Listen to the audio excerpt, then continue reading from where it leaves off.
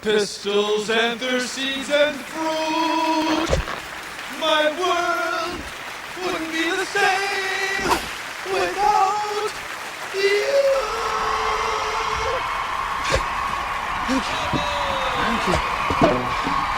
Thank you. Oh, they're all so lovely. They're all flowers.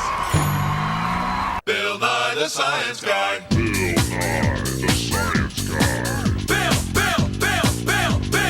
Bill Nye the Science Guy. Science rules. Bill Nye the Science Guy. Inertia is a property of matter. Bill Nye the Science Guy.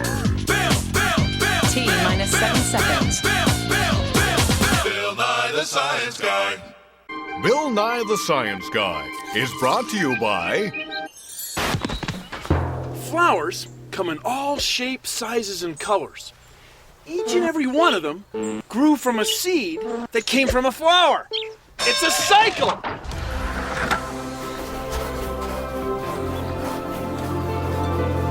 Flowers are alive! We're alive! The hills are alive! Let's go!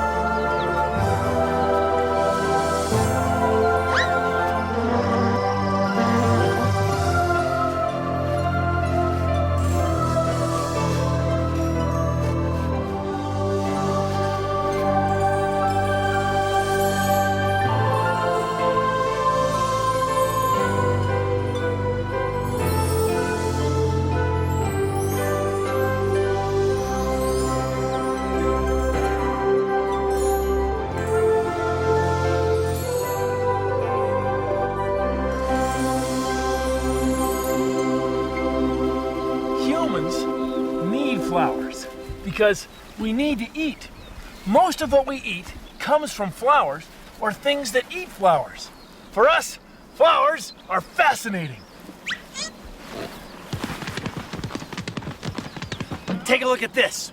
It's our big plastic flower model of science. Now, flowers are like people.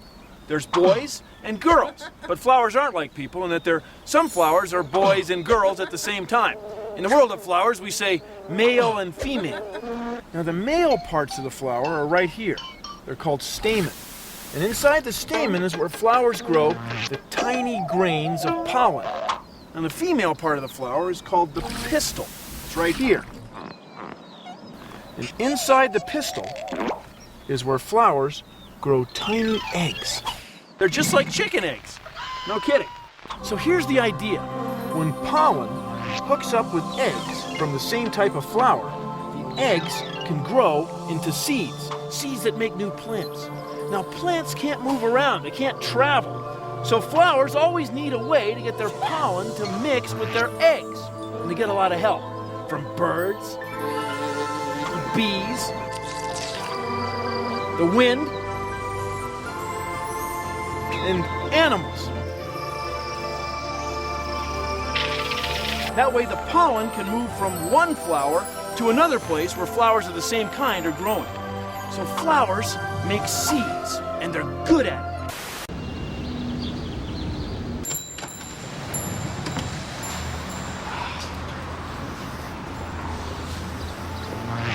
Oh, hi, Drew. Oh, hi, Bill. Wow, these flowers are such flirts. Yeah. Oh, I'm serious. I mean, look at these daisies and sweet williams. Their color is just screaming, look at me, play with me. Come get my pollen. Yeah, the flowers, flirting. That's right, Bill. And you know, flowers don't just look good and smell pretty just for us, you know. Flowers need to attract insects and other animals so they can pollinate and make seeds. Insects and birds. That's why they're such flirts. I can't believe I'm meeting Drew Barrymore. I can't believe I'm meeting Bill Nye the Science Guy. I'll take a dozen.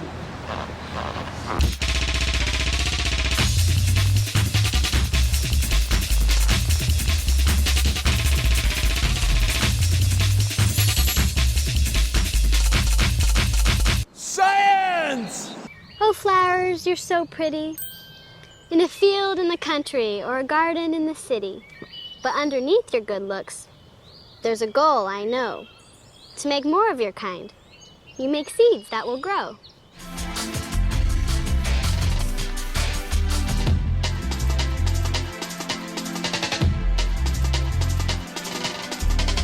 pollen dissemination systems. The birds and the bees.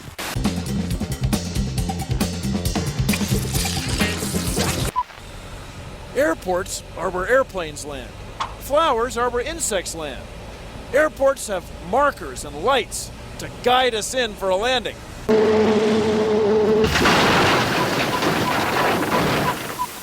Flowers have landing markings too. You can see them.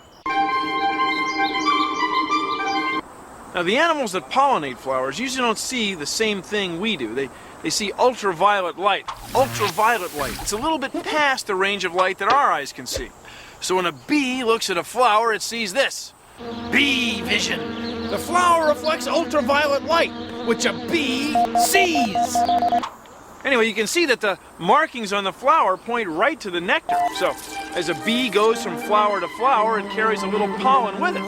And pretty soon you've got pollinated flowers, and that makes seeds, and that makes more flowers. Go bees! Go bees! Go bees! Go bees! Go bees! Go bees! Go bees! Go! Go! It's Pollen Connection with your host, Chuck Willoughby. Hey, welcome back, everyone. Well, so tell us about your little get-together with the Snapdragon, Phoebe. Let me just say, I had no problem finding the place. His petals were like neon signs, Chuck. When I got there, I headed straight for his nectar. You've been one busy little bee.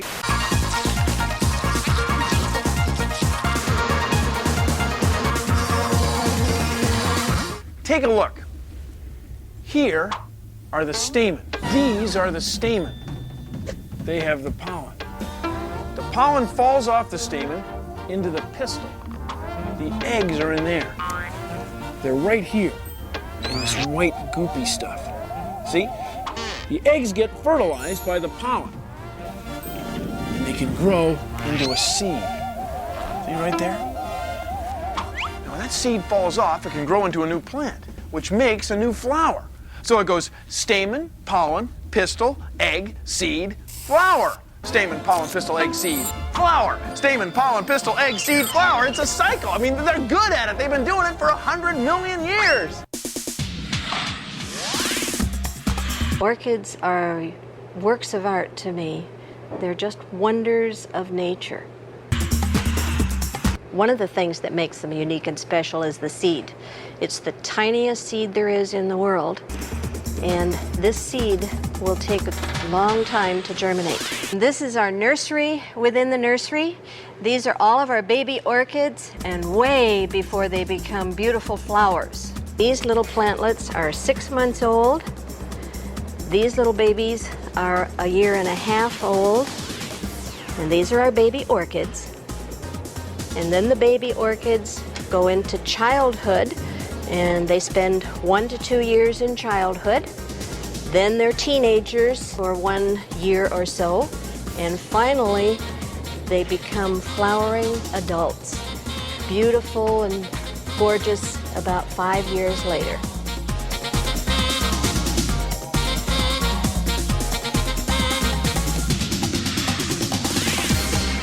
After a flower produces seeds, it's as though it says to the seeds, get out of here, leave, skedaddle, vamoose, get out of town, hasta la vista, seedy. That's because the more spread out seeds get, the better chance they have of growing into new flowers. The better chance they have of getting enough sunlight. Enough water, and enough nutrients from the soil. It's all part of what we call seed dispersal. Seed dispersal. So let's say that I'm a flower. And I make seeds. And these seeds have little hooks on them, like Velcro. So then when an animal walks through the forest, the seeds stick to the animal's fur.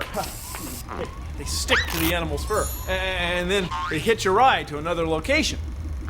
This skunk may rub some burrs off as he climbs over logs and brushes past trees. The seeds inside the burrs may grow into new plants. And anyway, not all seeds get around like that. Some seeds get around in the ocean. Coconuts can float. And then when the wind blows, they can go from one island to another. A new coconut palm tree may grow where this seed has washed ashore. Isn't that wild? Bill? Up here, Bill. Take a look at these. Cool. The seeds of the maple tree are inside pods shaped like helicopter blades. When the wind blows the seeds of the trees, the pods whirl through the air and away from the plants on which they grew. You ought to stop. Stop, stop, stop, stop, stop. Oh, look at these. And smell the flowers.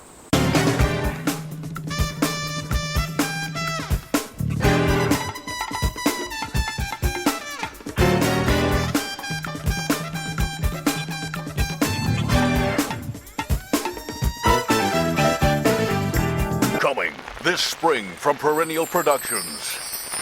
He wanted to see the world, float wherever the wind would take him, maybe hitch a ride on a southbound dog. I gotta scatter, Pops. I gotta find a place where I can grow. And you can't stop me. Why, son? Why? Because, Pops, I'm a seed. Not just any seed. He was a weed, the bad seed. But when it came to laying down roots, he was very, very good. The bad seed. It's the story every flower lives for. Yes. Bees are buzzing, birds are chirping, sun is shining a little bit, and it's raining. It's a beautiful day for being a flower. Do you know that almost every time you or your parents go to the grocery store, you end up buying flowers? It's true. See, humans rely on flowers or flowering plants for food. Take a look. All the stuff on this counter comes from plants with flowers.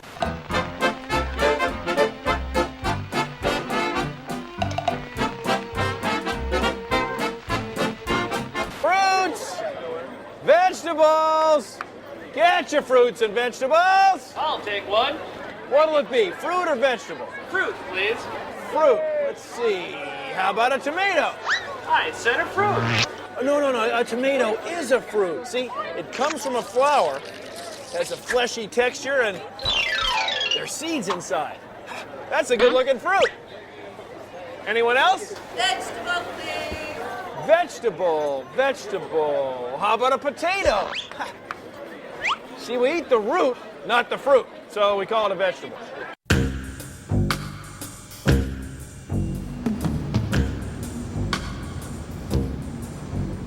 In my line of work, you deal with plenty of nuts.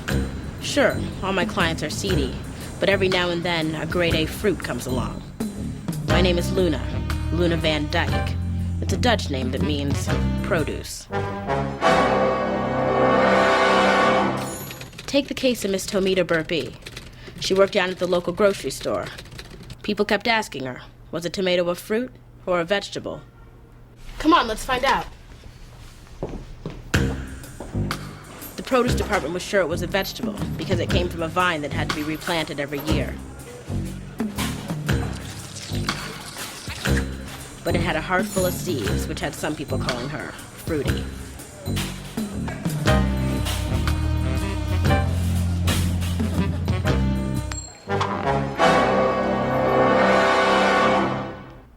It turns out the tomato was leading a double life. I had to break the news to her real easy. Miss Burpee, some scientists say they're a fruit, and some say they're a vegetable. You say tomato, I say tomato. Who's right or who's wrong? Fruit or vegetable, it was gonna end up as ketchup sooner or later.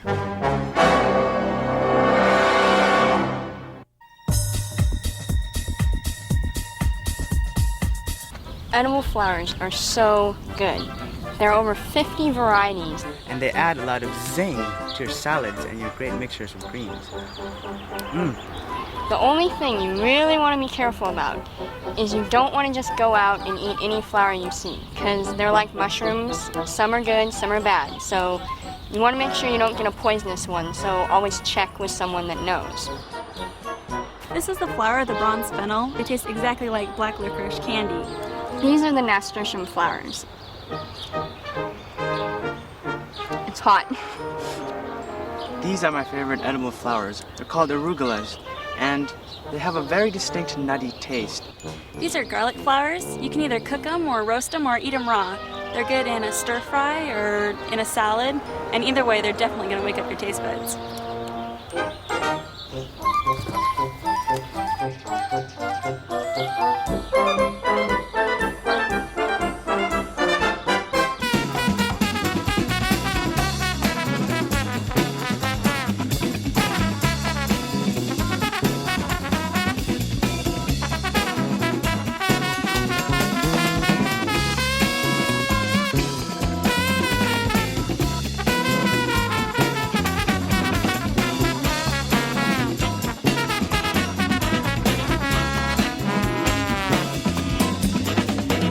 Time for one more call.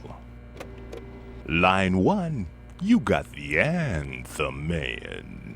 What's the story, Morning Glory? Am I on? Anthem Man, you suck! Flowers combine the pollen from one flower with the eggs of another. Well, why bother? Why bother? Why bother? Well, please consider the following. When things mix, they change.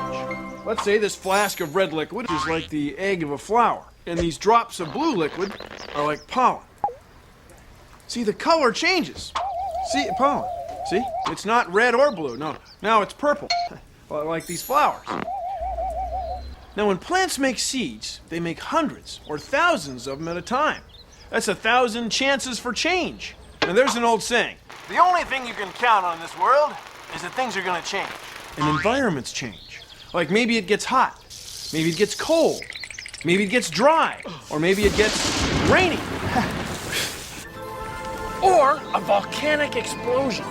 That's what happened here. This is the site of a recent volcanic eruption.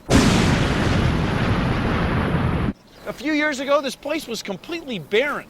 But look, the first things to start growing back are flowers. Not fungi or ferns, but flowers. That's because flowers make seeds, thousands of seeds, and each seed is a chance for change. Don't take my word for it, look around, the flowers are flourishing. See, this is why flowers mix pollen with eggs, to get thousands of chances for change. Thousands of chances for change. Thank you for joining me on Consider the Following. Hey, try this. Fill up 2 glasses with really hot water from the tap. Add lots of food coloring to one of the glasses. Now, get a fresh cut white flower and carefully cut the stem in half, the long way, like this. Put half the stem in the colored water and the other half in the plain water. You may want to secure it with a clothespin and some tape to keep it from falling over. In about an hour, it'll look like this. Ooh. See, once the water starts up one side of the stem, it stays there and ends up on that side of the flower. See? Ready. You can see how water carries things up into the flower, like nutrients and fertilizer, and even food coloring. Try it! Try it! Hey, over here! Here! Speedwell, arnica, old man's beard, aster, sandwort, fescue, seeds, thistle, a noxious weed, Indian paintbrush, lupin. This is a subalpine meadow. All of these flowers are in bloom and they're getting pollinated. That way they can make seeds, and some of those seeds will grow into new flowers next year. Happens every season.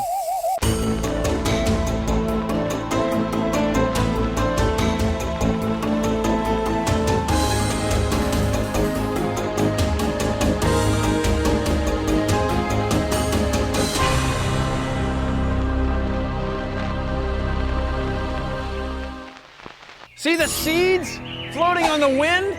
They came from flowers. See, the flowers have spent millions of years getting themselves set up to make seeds that the wind will carry all over the place. So even though this is a volcanic landscape, it's barren. Hardly anything would grow here. It's just solid rock. But see, the flowers, or the seeds, they find a place. They drag along the ground. They get a little bit wet in the rain. They find a place to grow. That's why flowers own this place.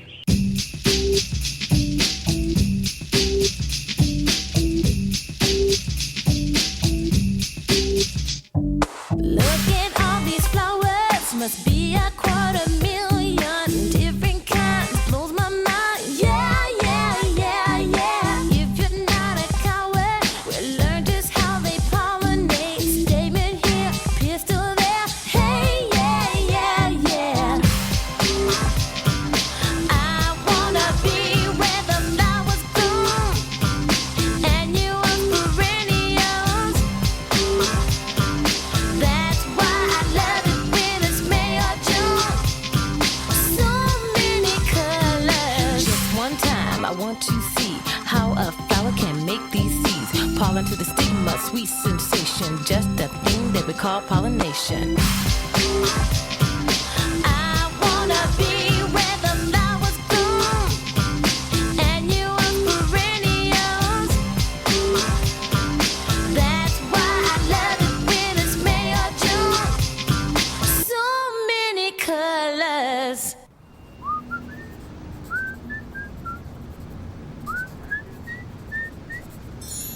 That's our show. Thanks for watching.